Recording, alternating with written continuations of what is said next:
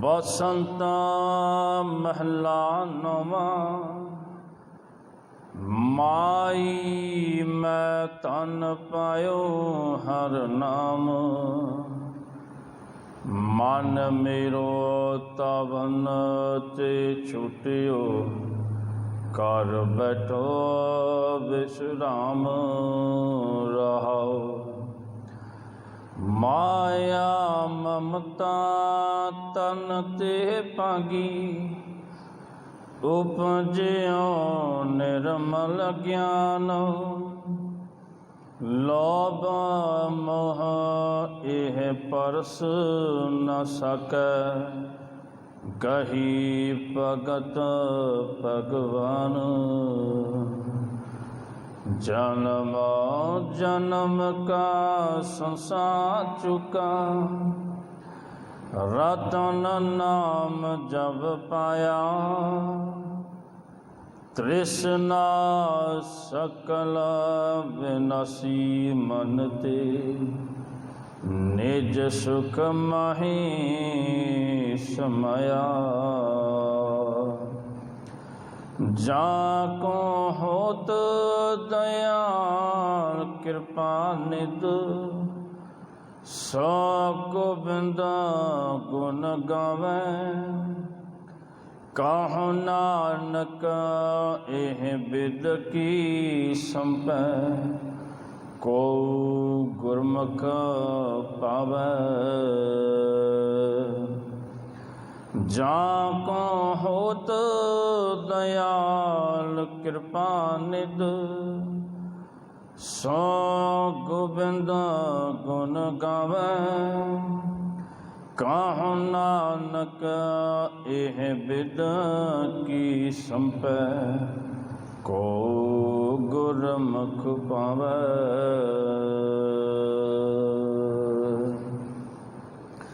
वाहिगुरु जी का खालसा वाहिगुरु जी की फतेह। चबर छत्र तख्त दे मालक वालिए कुल आलम हल्त पलत दे राखे सरवरे कायनात ऐसे परम कृपालू रहबर जिन्हां दी मुकद्दस गोद अंदर आप समूह हाजरीन संध्या दी दीवाना अंदर जुड़ बैठे हो। गुरुदेव सतगुरु जी पावन उपदेश दे राही सानू समझाउण दा यतन कर रहे ने।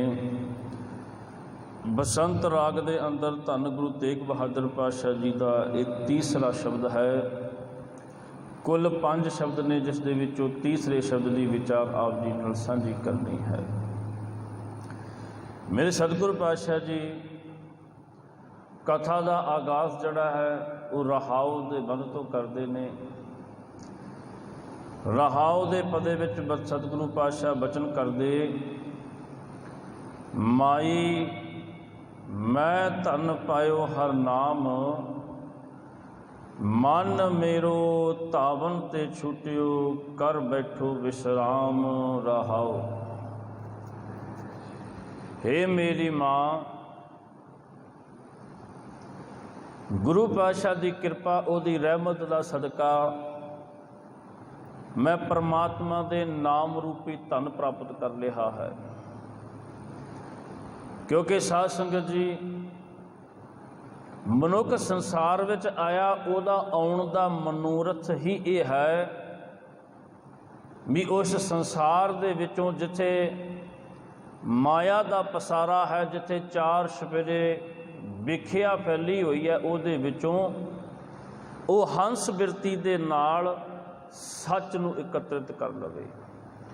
जिस तरह विद्वान कहते भी हंस दे अंदर एक गुण हुंदा है, उहदी चुंझ दे अंदर वो खटास हुंदी है। कहते जिस वेले उहदे अगे दुध भी रखिया जाए तो उहदे विचों असल तत्त जिहड़ा है उहनूं चुन लैंदा, उहनूं अपना आहार बना लैंदा ते बाकी पानी जिहड़ा है उहनूं छड्ड दिंदा है। तो इस तरह भी कहा जाता भी हंस जिहड़ा है वो निर्मल तत्त वो सुच्चे मोती ही चुगिया करता है। तो पातशाह कहते इहो जी बिरती मनुख की होनी चाहिए भी संसार विच की करन वास्ते आए, सच का व्यापार करन वास्ते आए, सच एकत्रित करन वास्ते आए। ये संसार, ये दुनिया एक मेले की तरह है, तो इत्थे हर एक व्यापारी की तरह मुसाफिर बन के इत्थे मनुख आया है। बस अपनी अपनी रहरास और राह की पूंजी एकत्रित करके इत्थों मनुख ने चले जाना है। पर गल असल दरगाह दे विच मायने ये रखती है भी तुसी एकत्रित कीता की, तुसी इकट्ठा कीता की। जिस तरह किसी मेले विच जाइए, किसी बाजार विच जाइए ना, तो कहते उत्थे लोग उत्थे दे रंग तमाशे देख के कोई कुछ खरीददा, कोई कुछ खरीददा है। किन्ही बनजिया कांसी तांबा, किन्ही लौंग सुपारी। कहते लोग गए बाजारां में जाके बेशकीमती वो रतन उतों खरीद लै। किसी ने कांसी खरीद ली, किसी ने तांबा खरीद लिया, उत्थे किसी ने वो हार श्रृंगार दे वो लौंग सुपारी वो चीज़ां उतों खरीद लईयां। और पातशाह कहते संतो बंजिया नाम गोबिंद का, ऐसी खेप हमारी हर के नाम के व्यापारी। भी हरि दे नाम दे व्यापारी वो विरले मनुख ने, वो संत जन ने, वो साधु जन, वो सेवक ने जिन्होंने उन्हें इन्नी समत बख्शिश हुई है। जिहड़ा मनुख साध संगत जी आके संसार में अपने असल मनोरथ नूं, असल टिचे नूं समझ जावे ना, वो असल इत्थों कीमती वस्तु इत्थों वणज के इत्थों खरीद के लै जाता है। तो बाकी तो जिन्हां दी पातशाह गल करते हैं भी कांसी तांबा ही लोग खरीदते रह गए, जिसका कोई मुल भी ना पिया। तो सतगुर पातशाह कहते हीरा हाथ चढ़ियो निर्मोलक, छूट गई संसारी। वो कहते किसी मनुख नूं वो बेशकीमती हीरा जिहड़ा ना, जिहदा कोई मुल पाया नहीं जा सकता, इदां दा रतन है, वो किसी मनुख नूं उस बाजार दे विचों लभ गया, किसी संत जन नूं लभ्या, उहदे हत्थ विच जिस वेले चढ़िया ना, कहते छूट गई संसारी। पहला संसार दे मोह जाल दे विच लग्या होया सी, हुण वो छुट गया। हुण संसार दे पदार्थां विच नहीं भजदा, क्योंकि हीरा उहदे हत्थ विच लग गया। वो हीरा बेशकीमती है। बादशाह कहंदे ऐदां दा धन प्राप्त कर लिया ना, बेशकीमती वो धन पदार्थ मैं प्राप्त किया है मेरी माँ, जिहड़ा हरि दे नाम रूपी धन है। यह धन अकुट ना निखुटै ना जाए। तो साध संगत जी परमात्मा का नाम रूपी धन, उहदी सिफत सलाह का, चंगे गुणों का जिहड़ा खजाना है ना, गुण निधान भगतन को वर्तन विरला पावे कोई। कोई विरले संसार विच इदां दे सेवक, इदां दे जन होणगे जिहड़े वो गुणां दा खजाना प्राप्त करते हैं। परमात्मा ते दोनों हत्थां नाल लुटा रहा संसार विच, लुट लो। कहंदे विरले होणगे जिहड़े लुट लैंदे ने, जिहड़े भर लैंदे ने। ते सतगुर पातशाह कहंदे ने ये बिरती किसे किसे दी हुंदी है। जिस तरह साध संगत जी बाजार दे विच जाइए, मार्केट में जाइए ना, तरह तरह दियां उत्थे दुकानां ने। बाजार विच हर एक पदार्थ वस्तु उत्थे मिलती है, विकदी है, तरह तरह दियां उत्थे दुकानां ने। पर कहंदे मनुख, जिहड़ा मनुख उत्थों कोई वस्तु खरीदण वास्ते गया ना, उहनूं बाजार विच उही नज़र आवेगा। किसी नूं सुनार दी दुकान तो सोना खरीदना है, बाजार विच विकदा तो बहुत कुछ है, कपड़े भी ने, वस्त्र भी ने, बड़ा कुछ है उत्थे, साजो समान बड़ा। पर ओदी नज़र लभदी फिरदी है भी सुनार दी दुकान कित्थे है। उहनूं होर कुछ नज़र नहीं आउंदा, वो लभदा है सुनार कित्थे है। जिन्हें कपड़ा लभना उहनूं वो कपड़े लभदा फिरदा है। इसे तरह संसार विच ते बड़ा कुछ है, जिन्हां दी बिरती वो हंस वर्गी है, वो लभदे फिरदे ने संगत कित्थे है। किथे भजन बंदगी होंदी, किथे हरि जस होंदा, वो लभदे फिरदे सानू किते वो संगत प्राप्त हो जावे। जिहड़ी वस्तु असी खरीदण वास्ते, वणजण वास्ते आए, सानू किते वो लभ जावे। ते सतगुर पातशाह फिर समझाउण दा यतन करदे कहंदे मेरी माँ, मैं परमात्मा दे नाम रूपी हर धन प्राप्त किया है, मैनू मिल गया। ਤੇ ਸਾਧ ਸੰਗਤ ਜੀ ਇਹ ਧਨ ਇੱਦਾਂ ਦਾ ਹੈ ਨਾ ਜਿਹਨੂੰ ਪਾਤਸ਼ਾਹ ਕਹਿੰਦੇ ਜਲ ਨਾਹੀਂ ਡੂਬੈ ਤਸਕਰ ਨਹੀਂ ਲੇਵੈ ਪਾ ਨਾ ਸਕੈ ਜਲ। ਸਾਡੇ ਕੋਲ ਕੋਈ ਵਸਤੂ ਹੋਵੇ, ਸੰਸਾਰੀ ਧਨ ਇਕੱਠਾ ਕਰ ਲਈਏ ਨਾ, ਕੋਈ ਵਸਤੂ ਇਕੱਠੀ ਕਰ ਲਈਏ, ਉਹਨੂੰ ਲੁੱਟਿਆ ਜਾ ਸਕਦਾ ਹੈ। ਜਲ ਨਹੀਂ ਡੂਬੈ ਕਹਿੰਦੇ ਜਿਸ ਵੇਲੇ ਪਾਣੀ ਦਰਿਆਵਾਂ ਦੇ ਵਿੱਚੋਂ ਪਾਰ ਹੋ ਕੇ ਤੂਫਾਨ ਬਣ ਕੇ ਸਾਈਕਲੋਨ ਬਣ ਕੇ ਜਦੋਂ ਆਇਆ ਨਾ, ਫਲੱਡ ਬਣ ਕੇ ਆਇਆ ਤੇ ਕਹਿੰਦੇ ਸਾਰਾ ਕੁਝ ਹੜ ਕੇ ਲੈ ਗਿਆ, ਆਪਣੇ ਨਾਲ ਸਭ ਕੁਝ ਲੈ ਗਿਆ। ਲੋਕਾਂ ਦੇ ਘਰ ਗੱਡੀਆਂ ਕਾਰਾਂ ਵੀ ਤੁਸੀਂ ਰੁੜੀਆਂ ਜਾਂਦੀਆਂ ਵੇਖੀਆਂ ਹੋਣਗੀਆਂ, ਸਭ ਕੁਝ ਹੜ ਗਿਆ। ਜਦੋਂ ਤੂਫਾਨ ਬਣ ਕੇ ਉਹ ਪਾਣੀ ਆਇਆ, ਕਹਿੰਦੇ ਚੋਰ ਲੁਟੇਰੇ ਠੱਗ ਆਏ, ਉਹ ਲੋਕਾਂ ਦੇ ਕੋਲੋਂ ਜੋ ਧਨ ਪਦਾਰਥ ਪੈਸਾ ਉਹਨਾਂ ਦੇ ਕੋਲ ਜੋ ਵਸਤੂਆਂ ਸੀ ਨਾ ਸਭ ਲੁੱਟ ਪੱਟ ਕੇ ਉਹਨਾਂ ਦੇ ਕੋਲੋਂ ਲੈ ਗਈਆਂ, ਸਭ ਕੁਝ ਲੈ ਗਏ ਆਪਣੇ ਨਾਲ। ਤੇ ਸਾਧ ਸੰਗਤ ਜੀ ਕਿਸੇ ਘਰ ਦੇ ਵਿੱਚ ਕੀਮਤੀ ਵਸਤੂਆਂ ਧਨ ਪਦਾਰਥ ਪਿਆ ਹੋਵੇ, ਇੱਥੋਂ ਗੱਲ ਇਹ ਸਮਝ ਲਈਏ ਕਿਸੇ ਬੈਂਕ ਦੇ ਵਿੱਚ ਕਰੋੜਾਂ ਅਰਬਾਂ ਰੁਪਈਆ ਪਿਆ ਹੈ ਤੇ ਕਹਿੰਦੇ ਉਹਨੂੰ ਜੇਕਰ ਸ਼ਾਰਟ ਸਰਕਿਟ ਦੇ ਨਾਲ ਅੱਗ ਲੱਗ ਜਾਵੇ ਨਾ ਸਾਰਾ ਸੜ ਕੇ ਸਵਾਹ ਹੋ ਜਾਏਗਾ। ਤੇ ਪਾਤਸ਼ਾਹ ਕਹਿੰਦੇ ਇੱਕ ਪਰਮਾਤਮਾ ਦੀ ਸਿਫਤ ਸਲਾਹ ਦਾ ਰੱਬੀ ਗੁਣਾਂ ਦਾ ਇੱਦਾਂ ਦਾ ਖਜ਼ਾਨਾ ਹੈ ਜਿਹਨੂੰ ਕੋਈ ਲੁੱਟ ਨਹੀਂ ਸਕਦਾ, ਕੋਈ ਲੁਟੇਰਾ ਕੋਈ ਸਮਗਲਰ ਇਹਨੂੰ ਲੁੱਟ ਨਹੀਂ ਸਕਦਾ, ਪਾਣੀ ਕਦੇ ਇਹਨੂੰ ਡੁਬਾ ਨਹੀਂ ਸਕਦਾ, ਇਹਨੂੰ ਹੜਾ ਨਹੀਂ ਸਕਦਾ, ਅੱਗ ਕਦੇ ਇਹਨੂੰ ਜਾਲ ਨਹੀਂ ਸਕਦੀ। ਗੁਰ ਕਾ ਬਚਨ ਵਸੈ ਜੀ ਨਾਲੇ। ਪਰਮਾਤਮਾ ਦੀ ਸਿਫਤ ਸਲਾਹ ਉਹਦਾ ਇੱਕ ਬਚਨ ਸਾਡੇ ਹਿਰਦੇ ਵਿੱਚ ਵਸ ਜਾਵੇ ਨਾ, ਉਹ ਰੱਬੀ ਗੁਣ ਵਸ ਜਾਵੇ, ਪਾਤਸ਼ਾਹ ਕਹਿੰਦੇ ਉਹਨੂੰ ਕੋਈ ਲੁੱਟ ਨਹੀਂ ਸਕਦਾ, ਤੁਹਾਡੇ ਕੋਲੋਂ ਖੋਹ ਨਹੀਂ ਸਕਦਾ। ਤੇ ਸਾਧ ਸੰਗਤ ਜੀ ਜੇਕਰ ਸਾਡੇ ਕੋਲੇ ਗੁਣ ਨੇ ਨਾ, ਕਹਿੰਦੇ ਵੀ ਕਿਸੇ ਦੇ ਕੋਲੇ ਸੰਤੋਖ ਹੋਵੇ ਨਾ, ਸੰਤੋਖ ਧਾਰਨ ਕਰਨ ਦੀ ਆਦਤ ਪੈ ਗਈ। ਮੈਂ ਕਈ ਵਾਰ ਇੱਕ ਦ੍ਰਿਸ਼ਟਾਂਤ ਸਾਦਾ ਕੀਤਾ ਵੀ ਕਹਿੰਦੇ ਇੱਕ ਜ਼ਿਮੀਂਦਾਰ ਇੱਕ ਕਿਸਾਨ ਨਾ ਇੱਕ ਸ਼ਹਿਰ ਦੇ ਵਿੱਚ ਮੰਡੀ ਵਿੱਚ ਚਲਿਆ ਗਿਆ, ਆਪਣੀ ਕੁਝ ਵਸਤੂਆਂ ਉੱਥੇ ਵੇਚਣੀਆਂ ਸਨ ਲਾਲੇ ਬਨੀਏ ਕੋਲੇ। ਸ਼ਹਿਰ ਦੇ ਵਿੱਚ ਜਾ ਕੇ ਉਹ ਵਸਤੂਆਂ ਵੇਚੀਆਂ, ਉਹ ਜਿਣਸਾਂ ਵੇਚ ਦਿੱਤੀਆਂ, ਪਰ ਲਾਲੇ ਨੇ ਪੈਸੇ ਨਹੀਂ ਦਿੱਤੇ। ਕਹਿੰਦਾ ਕੁਝ ਦਿਨ ਮਗਰੋਂ ਜਿਹੜਾ ਹੈ ਉਹ ਪੈਸੇ ਕਟੌਤੀ ਕਰਕੇ ਦਿੱਤੇ ਜਾਣਗੇ। ਤੇ ਸਵੇਰ ਦਾ ਭੁੱਖਣ ਭਾਣੇ ਘਰੋਂ ਤੁਰਿਆ, ਹੁਣ ਸ਼ਹਿਰ ਆਇਆ ਨਾ ਜਿਸ ਵੇਲੇ ਲਾਲੇ ਨੇ ਵਸਤੂਆਂ ਤੇ ਲੈ ਲਈਆਂ, ਪੈਸੇ ਨਹੀਂ ਦਿੱਤੇ, ਕਿਆ ਕੁਝ ਦਿਨ ਰੋਕ ਕੇ ਦੇਵਾਂਗੇ। ਉਹਨਾਂ ਦਾ ਕੋਈ ਤਰੀਕਾ ਹੁੰਦਾ ਵੀ ਜੇਕਰ ਛੇਤੀ ਨਗਦ ਪੇਮੈਂਟ ਲੈਣੀ ਹੈ ਤਾਂ ਉਹ ਕਟੌਤੀ ਕਰਦੇ ਨੇ, ਤੇ ਜੇ ਪੂਰੇ ਪੈਸੇ ਲੈਣੇ ਨੇ ਤੇ ਫਿਰ ਉਹ ਕਹਿ ਦਿੰਦੇ ਵੀ 15 ਦਿਨ ਬਾਅਦ 'ਚ ਮਿਲਣਗੇ। ਕਹਿੰਦਾ ਠੀਕ ਹੈ ਜੀ 15 ਦਿਨ ਬਾਅਦ 'ਚ ਦੇ ਦਿਓ। ਹੁਣ ਜੇਬ ਦੇ ਵਿੱਚ ਕਿੰਨੇ ਕੁ ਰੁਪਈਏ ਨੇ, ਇੰਨੇ ਕੁ ਪੈਸੇ ਨੇ ਕਿਰਾਇਆ ਲਾ ਕੇ ਘਰ ਪਹੁੰਚ ਸਕੇ। ਤੇ ਕਹਿੰਦੇ ਚੌਂਕ ਦੇ ਵਿੱਚ ਖੜਾ ਉੱਤੇ ਦੇਖਦਾ ਵੀ ਟਾਂਗੇ ਵਾਲਾ ਮਿਲ ਜਾਵੇ ਤੇ ਟਾਂਗੇ ਤੇ ਬਹਿ ਕੇ ਮੈਂ ਘਰ ਨੂੰ ਚਲਿਆ ਜਾਵਾਂ। ਤੇ ਕਹਿੰਦੇ ਸਾਹਮਣੇ ਨਾ ਮਿੱਠੀ ਮਿੱਠੀ ਬਾਰਿਸ਼ ਹੋ ਰਹੀ ਤੇ ਹਲਵਾਈ ਜਿਹੜਾ ਹੋਟਲ ਤੇ ਨਾ ਜਲੇਬੀਆਂ ਕੱਢਦਾ ਤੇ ਉਹਦੀ ਬੜੀ ਮਹਿਕ ਆਉਂਦੀ ਆ, ਤੇ ਮਨ ਦੇ ਵਿੱਚ ਉਹ ਜਲੇਬੀਆਂ ਦੇਖ ਕੇ ਮਨ ਵਿੱਚ ਬਾਰ-ਬਾਰ ਫੁਰਨਾ ਆਉਂਦਾ, ਭਲਿਆ ਕੁਝ ਜਲੇਬੀਆਂ ਲੈ ਕੇ ਖਾ ਲਾ, ਭੁੱਖਾ ਹੈ ਸਵੇਰ ਦਾ।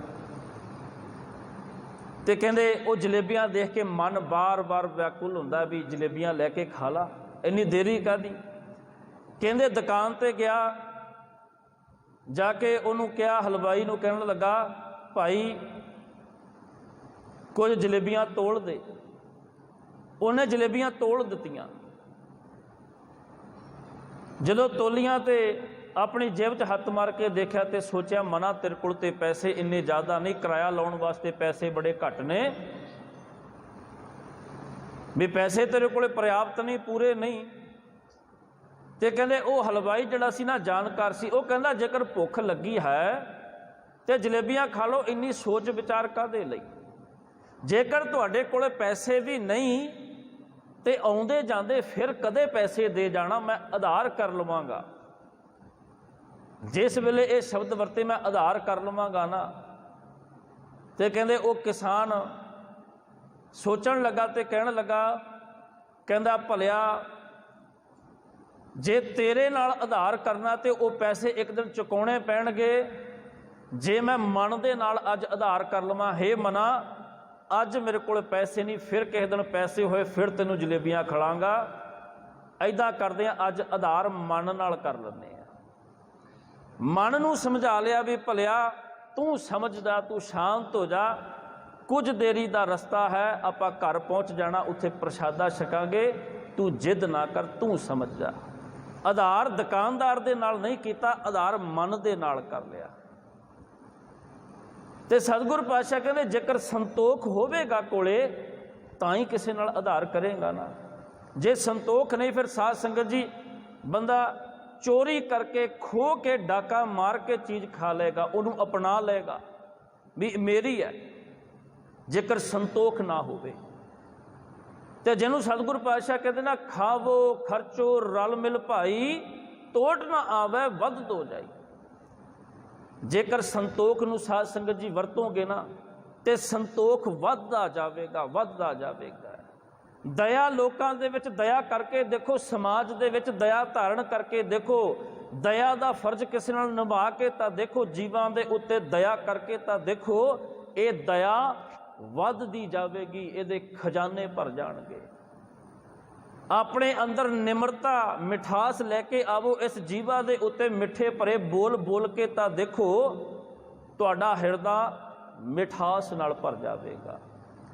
ते सतगुर पातशाह ते फिर ये समझाउण दा सानू यतन करदे ने भी जेकर इहो जिहियां जिणसां असी एकत्रित कीतियां ने ना, जिन्हों कहते हर कीरत हमरी रहरास, मेरे राह दी पूंजी, मेरी पोटली मेरी गठली, मेरे कोले गुणा दा ओ खजाना जिहड़े मैं संसार विच एकत्रित करदे ने। ते साध संगत जी जिन्हें एकत्रित कर ले उन्होंने कोई फिक्र नहीं, उन्होंने कोई फाका नहीं, जिहदे कोल है कुछ नहीं उन्होंने फिक्र लगे हुए ने, उत्थे मन व्याकुल होके उड्डिया उड्डिया फिरदा है। ते सतगुर पातशाह फिर बचन करते ने, समझाउंदे ने, मन मेरो तावन ते छूटियो कर बैठो विश्राम। जदों मैं हरि दे नाम रूपी खजाना प्राप्त किया ना, हुण मेरा मन भजदा नहीं, तावन ते छूटियो, हुण बार बार जिद नहीं करता। साध संगत जी जदों मन नूं समझा लांगे ना फिर मन जिद नहीं करेगा। पातशाह कहंदे तावन ते छूटियो, हुण भजदा नहीं, बार बार कर बैठो विश्राम, एक थां दे उत्ते टिकाणा करके बैठ गया। क्यों?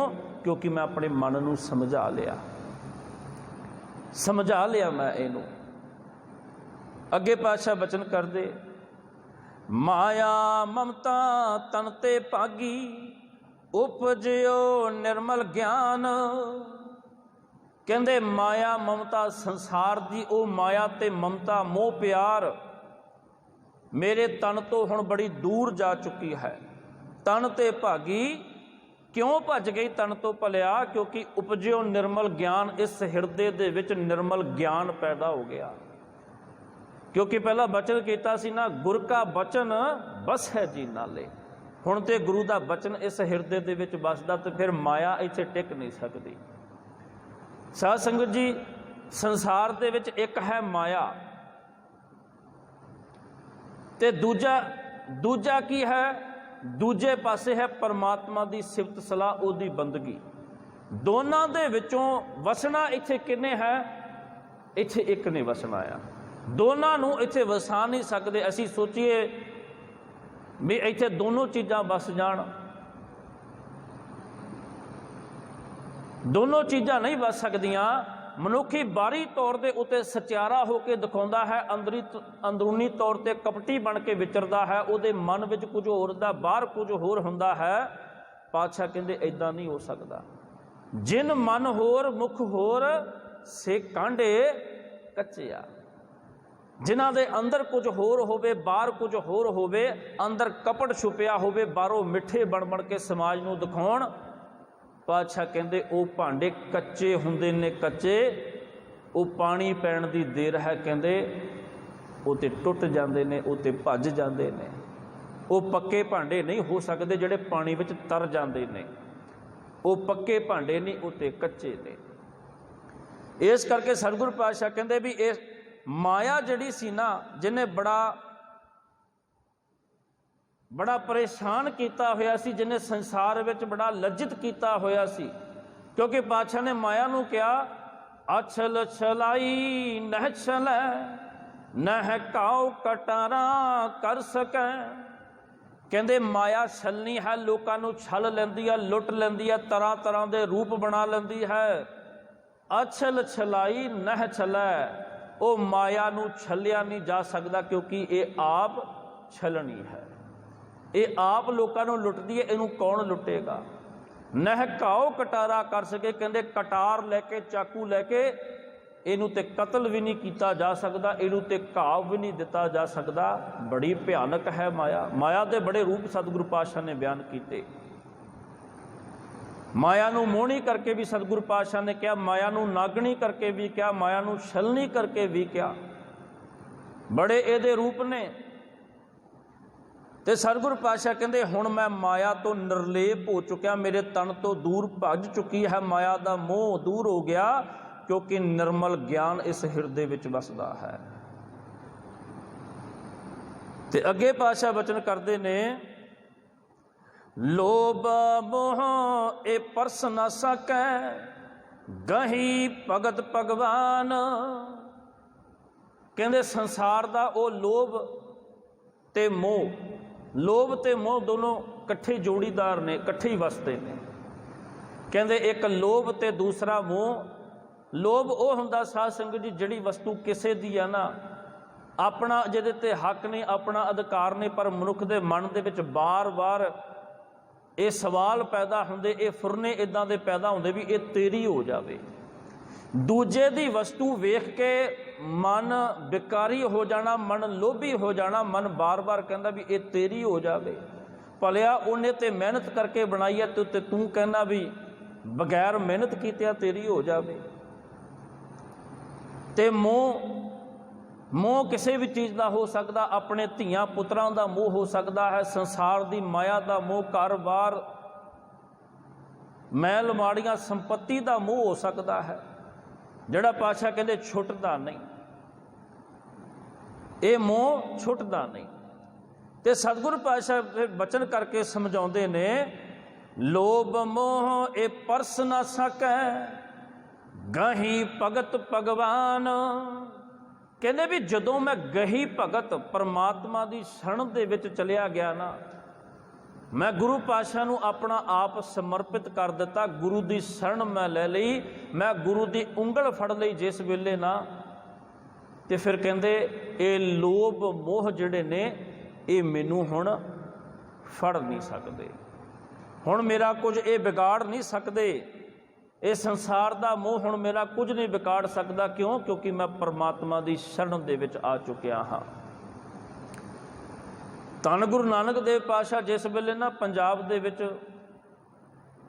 ਉਹ ਕਰਤਾਰਪੁਰ ਦੇ ਇਲਾਕੇ ਵਿੱਚ ਉਦਾਸੀਆਂ ਤੋਂ ਵਾਪਸ ਆ ਕੇ ਸਤਿਗੁਰੂ ਪਾਤਸ਼ਾਹ ਜਿਸ ਵੇਲੇ ਕਰਤਾਰਪੁਰ ਨਗਰ ਵਸਾਉਂਦੇ ਨੇ ਨਾ, ਸਤਿਗੁਰੂ ਪਾਤਸ਼ਾਹ ਉੱਥੇ ਜਾ ਕੇ ਬਿਰਾਜਦੇ।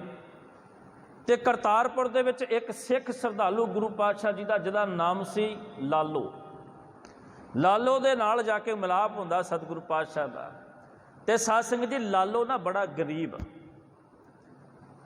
ਗਰੀਬ, ਕਹਿੰਦੇ ਤਰਖਾਣ ਹੈ, ਲੱਕੜੀ ਦਾ ਕੰਮ ਕਰਦਾ ਹੈ, ਉਹਨਾਂ ਆਪਣਾ ਗੁਜ਼ਾਰਾ ਕਰਦਾ। ਤੇ ਧੰਨ ਗੁਰੂ ਨਾਨਕ ਦੇਵ ਪਾਤਸ਼ਾਹ ਲਾਲੋ ਦੇ ਘਰ ਚਲ ਗਏ। ਹੁਣ ਦੇਖੋ ਕਿਸੇ ਦੇ ਘਰ ਮਹਿਮਾਨ ਆ ਜਾਣ, ਹੁਣ ਕੋਈ ਬੱਚੀ ਹੈ, ਉਹਦੇ ਪੇਕਿਆਂ ਤੋਂ ਉਹਦੀ ਮਾਂ ਆ ਜਾਏ, ਉਹਦਾ ਪਿਤਾ ਆ ਜਾਏ, ਭਰਾ ਆ ਜਾਏ, ਉਹਨੂੰ ਬੜੀ ਖੁਸ਼ੀ ਹੁੰਦੀ, ਮੇਰੇ ਪੇਕੇ ਆਏ ਨੇ, ਮੇਰਾ ਭਰਾ ਆਇਆ, ਮੇਰੀ ਮਾਂ ਆਈ, ਬੜੀ ਖੁਸ਼ੀ ਹੁੰਦੀ ਹੈ। ਤੇ ਕਹਿੰਦੇ ਵੀ ਜਦੋਂ ਭਾਈ ਲਾਲੋ ਨੂੰ ਮਿਲਣ ਗੁਰੂ ਨਾਨਕ ਦੇਵ ਪਾਤਸ਼ਾਹ ਗਏ ਨਾ, ਤੇ ਮਨ ਦੇ ਵਿੱਚ ਖੁਸ਼ੀ ਨਹੀਂ ਪੈਦਾ ਹੋ ਰਹੀ, ਮਨ ਮਾਯੂਸ ਹੋ ਗਿਆ। ਹੁਣ ਮਾਯੂਸ ਕਿਉਂ ਹੋ ਗਿਆ? ਉਹ ਸੋਚਾਂ ਵਿੱਚ ਪੈ ਗਿਆ ਵੀ ਗੁਰੂ ਨਾਨਕ ਦੇਵ ਪਾਤਸ਼ਾਹ ਸਿੱਖ ਧਰਮ ਦੇ ਅਨੁਆਈ ਪੈਗੰਬਰ ਗੁਰੂ ਸਾਡੇ, ਤੇ ਇਸ ਗਰੀਬ ਦੇ ਘਰ ਦੇ ਵਿੱਚ ਆ ਗਏ। ਇਹ ਇੱਦਾਂ ਦਾ ਗੁਰੂ ਹੈ ਜਿਨ੍ਹਾਂ ਦੇ ਪਿੱਛੇ ਲੋਕ ਲੱਖਾਂ ਦੀ ਤਾਦਾਦ ਵਿੱਚ ਤੁਰੇ ਫਿਰਦੇ ਨੇ ਤੇ ਕਹਿੰਦੇ 36 ਪ੍ਰਕਾਰ ਦੇ ਭੋਜਨ ਬਣਦੇ ਨੇ ਇਹਨਾਂ ਦੇ ਉੱਤੇ, ਇਹਨਾਂ ਦੇ ਵਾਸਤੇ। ਬੇਦੀ ਕੁਲ ਦੇ ਵਿੱਚ ਪੈਦਾ ਹੋਏ ਪਟਵਾਰੀਆਂ ਦਾ ਪੁੱਤਰ ਬਾਬਾ ਨਾਨਕ ਦੁਨੀਆ ਤਾਰ ਦਿੱਤੀ। ਵੱਡੇ ਵੱਡੇ ਰਾਜੇ ਮਹਾਰਾਜੇ ਇਹਨਾਂ ਦੇ ਪੈਰਾਂ ਦੇ ਵਿੱਚ ਝੁਕਦੇ ਨੇ, ਰਾਏ ਬੁਲਾਰ ਵਰਗੇ ਆ ਕੇ ਝੁਕਦੇ ਨੇ। ਤੇ ਜਿਸ ਵੇਲੇ ਪਾਤਸ਼ਾਹ ਜੀ ਲਾਲੋ ਦੇ ਘਰ ਪਹੁੰਚੇ ਨਾ, ਮਾਯੂਸ ਹੋ ਕੇ ਸੋਚਣ ਲੱਗ ਗਿਆ, ਓਏ ਭਲਿਆ ਤੇਰੇ ਘਰ ਤੇ ਖਾਣ ਨੂੰ ਆਪ ਨੂੰ ਨਹੀਂ ਜੁੜਦਾ। ਉਹ ਤੇਰੇ ਘਰ ਤੇ ਇੱਕ ਮੰਜੀ ਆ ਜਿਹਦੇ ਤੇ ਤੂੰ ਆਪ ਸੌਂਦਾ ਹੈ। ਤੇਰੇ ਘਰ ਤੇ ਖਾਣ ਦੇ ਵਾਸਤੇ 2 ਵਕਤ ਦੀ ਰੋਟੀ ਨਹੀਂ, 1 ਵਕਤ ਦੀ ਰੋਟੀ ਖਾ ਕੇ ਤੂੰ ਗੁਜ਼ਾਰਾ ਕਰਦਾ ਹੈ। ਓਏ ਅੱਜ ਤੇਰੇ ਘਰ ਗੁਰੂ ਨਾਨਕ ਆ ਗਿਆ, ਓਏ ਭਲਿਆ ਇਹਦੀ ਸੇਵਾ ਕਿੱਥੋਂ ਕਰੇਗਾ ਤੂੰ? ਜੇਕਰ ਇਹਦੀ ਸੇਵਾ ਨਹੀਂ ਕਰੇਗਾ ਤੇ ਫਿਰ ਗੁਰੂ ਦੋਸ਼ ਲੱਗੇਗਾ। ਬੜਾ ਦੁਖੀ ਹੁੰਦਾ ਮਨ 'ਚ। ਪਰ ਸਤਿਗੁਰ ਪਾਤਸ਼ਾਹ ਨਾਲ ਬੜਾ ਮੁਸਕਰਾਉਂਦੇ ਨੇ, ਕਹਿੰਦੇ ਲਾਲੋ ਸਾਨੂੰ ਭੁੱਖ ਬੜੀ ਲੱਗੀ ਆ, ਜੋ ਕੁਝ ਹੈ ਲਿਆ। ਕਹਿਣ ਲੱਗਾ ਸਤਿਗੁਰੂ ਕੋਦਰੇ ਦੀ ਰੋਟੀ ਹੈ। ਪਾਤਸ਼ਾਹ ਜੀ ਆਪ ਤੇ ਕਣਕ ਦੀਆਂ ਰੋਟੀਆਂ, ਮੱਕੀ ਦੀਆਂ ਰੋਟੀਆਂ ਖਾਣ ਵਾਲੇ ਹੋ, ਬਾਜਰੇ ਦੀਆਂ। ਸਤਿਗੁਰੂ ਕੋਦਰੇ ਦੀ ਰੋਟੀ ਹੈ। ਪਾਤਸ਼ਾਹ ਕਹਿੰਦੇ ਕੋਦਰੇ ਦੀ ਰੋਟੀ ਲਿਆ। ਫਿਰ ਅੱਜ ਵੀ ਪੰਜਾਬ ਦੇ ਵਿੱਚ ਕੋਦਰੇ ਦੀ ਰੋਟੀ ਬਣਦੀ ਹੈ, ਬਾਜਰੇ ਦੀ, ਕੋਦਰੇ ਦੀ, ਮੱਕੀ ਦੀ, ਇਹ ਰੋਟੀਆਂ ਪ੍ਰਚਲਿਤ ਨੇ। ਤੇ ਜਿਸ ਵੇਲੇ ਕੋਦਰੇ ਦੀ ਰੋਟੀ ਬਣ ਲਿਆਂਦੀ ਨਾ, ਕਹਿੰਦੇ ਕੋਈ ਥਾਲੀ ਨਹੀਂ, ਕੋਈ ਕੁਝ ਨਹੀਂ, ਸਤਿਗੁਰੂ ਪਾਤਸ਼ਾਹ ਹੱਥ ਦੇ ਉੱਤੇ ਉਹ ਰੋਟੀ ਰੱਖ ਕੇ ਤੇ ਬੜੇ ਸਵਾਦ ਨਾਲ ਛਕਦੇ ਨੇ। ਕਹਿੰਦੇ ਲਾਲੋ ਬੜਾ ਆਨੰਦ ਆ ਗਿਆ। ਤੇ ਉੱਥੇ ਦੂਜੇ ਪਾਸੇ ਨਾ ਮਲਕ ਭਾਗੋ ਰਹਿੰਦਾ ਸੀ, ਜਿਹੜਾ ਪਿੰਡ ਦਾ ਚੌਧਰੀ ਤੇ ਬੜਾ ਧਨਾੜ ਰਹੀਸਪੁਰ ਸੀ। ਜਿਸ ਵੇਲੇ ਮਲਕ ਭਾਗੋ ਨੂੰ ਪਤਾ ਲੱਗਿਆ ਨਾ, ਆ ਕੇ ਜਿਹੜੇ ਬ੍ਰਾਹਮਣ ਲੋਕ ਸਨ ਉੱਚ ਜਾਤੀ ਦੇ, ਉਹਨਾਂ ਆ ਕੇ ਦੱਸਿਆ ਵੀ ਗੁਰੂ ਨਾਨਕ ਜਿਹੜਾ ਬੇਦੀ ਕੁਲ ਦੇ ਵਿੱਚ ਪੈਦਾ ਹੋਇਆ, ਉੱਚੀ ਕੁਲ ਵਾਲਾ, ਉਹ ਸਾਡੇ ਕੋਲ ਨਹੀਂ ਆਇਆ, ਇੱਕ ਨੀਵੀਂ ਜਾਤ ਦੇ ਬੰਦੇ ਲਾਲੋ ਦੇ ਘਰ ਗਿਆ। ਤੇ ਕਹਿੰਦੇ ਮਲਕ ਭਾਗੋ ਨੇ ਨਾ ਗੁਰੂ ਨਾਨਕ ਦੇਵ ਪਾਤਸ਼ਾਹ ਜੀ ਨੂੰ ਨਿਯੋਤਾ ਭੇਜਿਆ, ਇਨਵੀਟੇਸ਼ਨ ਭੇਜਿਆ, ਸਤਿਗੁਰੂ ਪਾਤਸ਼ਾਹ ਜੀ ਤੁਹਾਡੀ ਜਗ੍ਹਾ ਉੱਥੇ ਨਹੀਂ, ਨੀਵੇਂ ਲੋਕਾਂ ਦੇ ਘਰ 'ਚ ਨਹੀਂ, ਇੱਥੇ ਮੇਰੇ ਘਰ ਦੇ ਵਿੱਚ ਆਓ। ਮੇਰਾ ਮਹਿਲ ਦੇਖੋ ਕਿੱਡਾ ਉੱਚਾ ਬਣਿਆ ਹੋਇਆ, ਵੱਡੇ ਵੱਡੇ ਲੋਕ ਆ ਕੇ ਇੱਥੇ ਸਿਰ ਨਮਾਉਂਦੇ ਨੇ। ਤੁਹਾਡਾ ਅਸਲ ਟਿਕਾਣਾ ਇੱਥੇ ਹੈ, ਇੱਥੇ ਤੁਹਾਡੀ ਰਹਿائش ਬਣਾਈ, ਇੱਥੇ ਆਓ। ਸਤਿਗੁਰੂ ਪਾਤਸ਼ਾਹ ਨੂੰ ਨਿਯੋਤਾ ਭੇਜਿਆ, ਨਹੀਂ ਆਏ ਸਤਿਗੁਰੂ। ਦੂਜੀ ਵਾਰ ਫਿਰ ਸੱਦਿਆ, ਨਹੀਂ ਆਏ। ਤੀਜੀ ਵਾਰ ਫਿਰ ਸੁਨਾਹਾ ਭੇਜਿਆ, ਸਤਿਗੁਰੂ ਆ ਜਾਓ। ਸਤਿਗੁਰੂ ਪਾਤਸ਼ਾਹ ਫਿਰ ਚਲੇ ਗਏ। ਕਹਿੰਦੇ 36 ਪ੍ਰਕਾਰ ਦੇ ਭੋਜਨ ਵੱਡੇ ਵੱਡੇ ਤਿਆਰ ਕਰਵਾ ਦਿੱਤੇ ਗਏ, ਸਤਿਗੁਰੂ ਪਾਤਸ਼ਾਹ ਦੇ ਅੱਗੇ ਪਰੋਸ ਦਿੱਤੇ ਗਏ ਤੇ ਬੇਨਤੀ ਕੀਤੀ ਸਤਿਗੁਰੂ ਪ੍ਰਸ਼ਾਦਾ ਛਕੋ। ਪਾਤਸ਼ਾਹ ਨੇ ਇਨਕਾਰ ਕਰ ਦਿੱਤਾ। ਕਹਿੰਦੇ ਮਲਕ ਭਾਗੋ ਅਸੀਂ ਤੇਰਾ ਭੋਜਨ ਨਹੀਂ ਛਕ ਸਕਦੇ। ਅੱਗੋਂ ਸਵਾਲ ਕੀਤਾ, ਸਤਿਗੁਰੂ ਕਿਉਂ ਨਹੀਂ ਛਕ ਸਕਦੇ?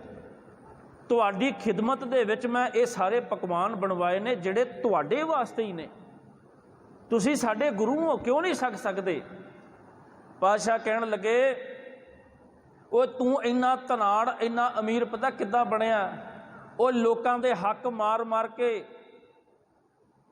ਤੂੰ ਗਰੀਬਾਂ ਨੂੰ ਉਹਨਾਂ ਦਾ ਹੱਕ ਨਹੀਂ ਦਿੰਦਾ, ਉਹਨਾਂ ਦੀ ਮਜ਼ਦੂਰੀ ਨਹੀਂ ਦਿੰਦਾ, ਲੋਕਾਂ ਦੇ ਹੱਕ ਮਾਰ ਮਾਰ ਕੇ ਤੂੰ ਅਮੀਰ ਬਣਿਆ ਹੈ। ਤੇ ਸਤਿਗੁਰੂ ਪਾਤਸ਼ਾਹ ਸਮਝਾਉਂਦੇ, ਕਹਿੰਦੇ ਕਿਸੇ ਨੇ ਮੰਦਿਰ ਦੇ ਵਿੱਚ ਪੂਜਾ ਕਰਨ ਜਾਣਾ ਹੋਵੇ ਨਾ, ਕਿਸੇ ਨੇ ਨਵਾਜ਼ ਅਦਾ ਕਰਨੀ ਹੋਵੇ, ਇਸਲਾਮ ਧਰਮ ਵਿੱਚ ਰੀਤ ਹੈ, ਕਹਿੰਦੇ ਜੇਕਰ ਕੱਪੜਿਆਂ ਨੂੰ ਖੂਨ ਲੱਗ ਗਿਆ ਨਾ, ਹੁਣ ਸਾਧ ਸੰਗਤ ਜੀ ਖੂਨ ਕਿਸੇ ਦੇ ਵੀ ਕੱਪੜਿਆਂ ਨੂੰ ਲੱਗਾ ਹੋਵੇ, ਬੰਦਾ ਕਹਿੰਦਾ ਛੇਤੀ ਕੱਪੜੇ ਧੋ ਦੇਵੋ, ਇਹ ਗੰਦੇ ਹੋ ਗਏ, ਮਲੀਤ ਹੋ ਗਏ। ਪਾਤਸ਼ਾਹ ਕਹਿੰਦੇ ਜੇ ਰਤ ਲੱਗੇ ਕੱਪੜੇ ਜਾਮਾ ਹੋਏ ਪਲੀਤ, ਕਹਿੰਦੇ ਜਿਨ੍ਹਾਂ ਦੇ ਕੱਪੜਿਆਂ ਨੂੰ ਖੂਨ ਲੱਗ ਜਾਵੇ, ਕਹਿੰਦੇ ਇਹ ਜਾਮਾ ਪਲੀਤ ਹੋ ਗਿਆ, ਇਹਨੂੰ ਧੋਵੋ। ਬੰਦਾ ਨਵਾਜ਼ ਨਹੀਂ ਪੜ੍ਹਦਾ, ਮਨੁੱਖ ਉਹ ਮੈਲੇ ਕੱਪੜੇ ਪਾ ਕੇ ਖੂਨ ਨਾਲ ਰੰਗੇ ਹੋਏ ਮੰਦਿਰ ਵਿੱਚ ਨਹੀਂ ਜਾਂਦਾ। ਤੇ ਪਾਤਸ਼ਾਹ ਕਹਿੰਦੇ ਜੋ ਰਤ ਪੀਵੈ ਮਾਨਸਾ ਤਿਨ ਕੋ ਨਿਰਮਲ ਚੀਤ, ਉਹ ਜਿਨ੍ਹਾਂ ਦੇ ਕੱਪੜੇ ਗੰਦੇ ਹੋ ਗਏ ਖੂਨ ਦੇ ਨਾਲ, ਉਹਨਾਂ ਦਾ ਜਾਮਾ ਮਲੀਤ ਹੋ ਗਿਆ, ਪਲੀਤ ਹੋ ਗਿਆ, ਉਹ ਕਹਿੰਦੇ ਇਹਨੂੰ ਧੋਵੋ। ਤੇ ਪਾਤਸ਼ਾਹ ਕਹਿੰਦੇ ਜਿਹੜਾ ਮਨੁੱਖ ਲੋਕਾਂ ਦੇ ਹੱਕ ਮਾਰ ਮਾਰ ਕੇ ਉਹਨਾਂ ਦੇ ਖੂਨ ਪਸੀਨੇ ਦੀ ਕਮਾਈ ਆਪ ਹੜਪ ਕਰ ਜਾਵੇ, ਉਹ ਜਿਹਦਾ ਮਨ ਖੂਨ ਦੇ ਨਾਲ ਰੰਗਿਆ ਹੋਵੇ, ਪਾਤਸ਼ਾਹ ਕਹਿੰਦੇ ਉਹਦਾ ਚਿੱਤ ਕਿੱਥੋਂ ਨਿਰਮਲ ਹੋ ਸਕਦਾ ਹੈ? ਉਹਦਾ ਚਿੱਤ ਨਿਰਮਲ ਹੋ ਸਕਦਾ। ਤੇਰਾ ਚਿੱਤ ਨਿਰਮਲ ਨਹੀਂ, ਵਿਕਾਰੀ ਹੈ। ਤੇਰੇ ਖਾਣੇ ਦੇ ਵਿੱਚੋਂ ਮੈਨੂੰ ਲੋਕਾਂ ਦੇ ਖੂਨ ਪਸੀਨੇ ਦੀ ਬਦਬੂ ਆਉਂਦੀ ਹੈ, ਇਹਦੇ ਵਿੱਚੋਂ ਲੋਕਾਂ ਦਾ ਖੂਨ ਨਿਚੜਦਾ ਹੈ। ਓਏ ਮੈਂ ਤੇ 10 ਨੌਹਾਂ ਦੀ ਕਮਾਈ ਕਰਨ ਵਾਲੇ ਉਸ ਲਾਲੋ ਦਾ ਪ੍ਰਸ਼ਾਦਾ ਬੜੇ ਸਕੂਨ ਨਾਲ ਛਕ ਸਕਦਾ ਆ, ਜਿਹਦੇ ਪ੍ਰਸ਼ਾਦੇ ਵਿੱਚੋਂ ਦੁੱਧ ਨਿਚੜਦਾ ਹੈ। ਦੁੱਧ ਤੋਂ ਭਾਵ ਹੈ ਸਾਧ ਸੰਗਤ ਜੀ, ਜਿੱਦਾਂ ਦੁੱਧ ਸ਼ੁੱਧ ਤੇ ਨਿਰਮਲ ਹੁੰਦਾ ਨਾ, ਇੱਦਾਂ ਦੀ ਕਮਾਈ ਹੈ ਉਹਦੀ, ਜਿਹਨੂੰ ਪਾਤਸ਼ਾਹ ਕਹਿੰਦੇ ਕਾਲ ਖਾਏ ਕਿਛ ਹੱਥੋਂ ਦੇ, ਨਾਨਕ ਰਾਹ ਪਛਾਣੇ ਸੇ। ਕੋਈ ਮਨੁੱਖ ਨਾ ਕਾਲ ਖਾਏ, ਆਪਣੀ ਮਿਹਨਤ ਮਜ਼ਦੂਰੀ ਕਰਕੇ ਆਪਣੀ ਕਮਾਈ ਦੇ ਵਿੱਚੋਂ ਕਿਸੇ ਨੂੰ ਵੀ ਦਾਨ ਕਰੇ, ਕਿਸੇ ਨੂੰ ਪ੍ਰਸ਼ਾਦਾ ਛਕਾਵੇ, ਲੋਕਾਂ ਦੀ ਸੇਵਾ ਕਰੇ ਨਾ, ਪਾਤਸ਼ਾਹ ਕਹਿੰਦੇ ਨਾਨਕ ਰਾਹ ਪਛਾਣੇ ਸੇ, ਉਹ ਮਨੁੱਖ ਨੇ ਅਸਲ ਜ਼ਿੰਦਗੀ ਦਾ ਰਾਹ ਪਛਾਣ ਲਿਆ। ਤੇ ਸਤਿਗੁਰ ਪਾਤਸ਼ਾਹ ਦੱਸਦੇ ਨੇ ਵੀ ਸਾਡੀ ਜ਼ਿੰਦਗੀ ਦਾ ਅਸਲ ਧਨ ਕੀ ਹੈ। ਦੁਨੀਆ ਦੇ ਵਿੱਚ ਰਹਿ ਕੇ ਬਹੁਤਾ ਧਨ ਪਦਾਰਥ ਇਕੱਠਾ ਕਰ ਲੈਣਾ, ਬੈਂਕ ਬੈਲੈਂਸ ਬਣਾ ਲੈਣਾ, ਕਰੋੜਾਂ ਅਰਬਾਂ ਪਤੀ ਬਣ ਜਾਣਾ, ਕੋਈ ਵੱਡੀ ਗੱਲ ਨਹੀਂ। ਸਾਧ ਸੰਗਤ ਜੀ, ਨਾਮ ਧਨ ਇਕੱਠਾ ਕਰਨਾ ਔਖਾ ਹੈ। ਮਨੁੱਖ ਪਾਪ ਕਰਦਾ ਨਾ, ਪਾਪ ਕਰਦਿਆਂ ਕਰਦਿਆਂ ਪਤਾ ਕੀ ਹੁੰਦਾ, ਮਨੁੱਖ ਜ਼ਿੰਦਗੀ ਵਿੱਚ ਨੰਗਾ ਹੁੰਦਾ ਜਾਂਦਾ ਹੈ।